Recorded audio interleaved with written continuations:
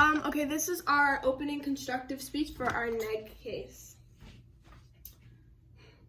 I negate resolve. The United States federal government should enact the Medicare for All Act of 2019. The side that wins this debate has to prove that Medicare for All is beneficial to the majority. Contingent 1, quality of medical care. By enacting Medicare for All, the overall quality of the healthcare industry will dramatically decrease. Subpoint A, hospital funding. Enacting Medicare for All will result in significant cuts from hospital funding. A report released by the American Hospital Association and the Federation of American Hospitals details the impact that a Medicare public option proposal will have on the ability of hospitals and health systems to continue to provide access to high quality care to their patients and communities. And according to this report, Medicare for All would create the largest ever cut to hospitals, scaling nearly $800 billion.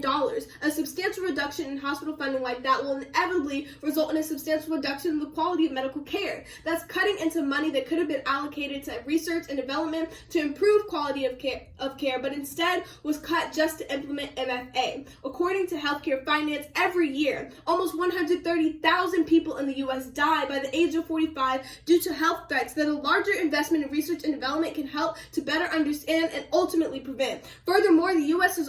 already has single-payer systems like MFA that have been tested before and shown poor results. One example of this is the Veterans Association, or VA, which according to Forbes, veterans continue to struggle with limited access, poor service, and bureaucratic operational systems and processes. This further proves that Medicare for All doesn't equal access to quality medical care. Subpoint B, supply and demand. Limited funding allocated to hospitals is not the only contributing factor to the decrease in quality of care. Medicare for All will dramatically increase the demand for healthcare and simultaneously decrease the supply of resources and services. Although the public healthcare system in the UK is not identical to Medicare for All, it is, however, still reflective of the same issues the US would face if it was implemented. In a 2019 article by Forbes, they state that according to the Royal College of Surgeons, nearly 250,000 British patients have been waiting more than 6 months to receive planned medical treatment.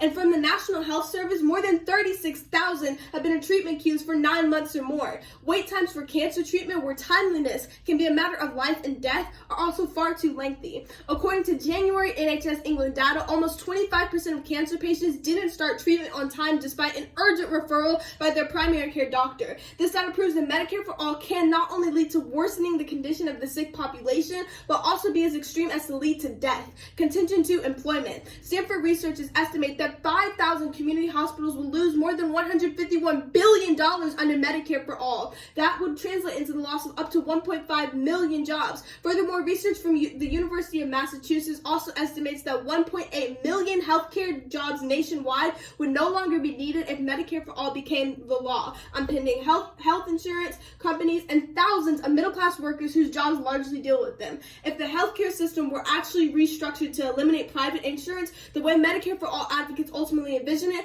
a lot of people with steady, good-paying jobs right now might find themselves out of work. And according to the Urban Institute, the stress of being out of work can influence an individual's physical and mental health, family dynamics, and family dynamics. And voluntary job loss is a stressful event, creating a variety of problems immediately, and long periods of unemployment can compound these problems. And acting Medicare for All will ultimately result in a decrease in the quality of medical care due to the influx of patients and will stress the U.S. economy to the point where hospital funding is cut and jobs within the healthcare industry are eliminated. For these reasons, Judge, you must vote for the neg.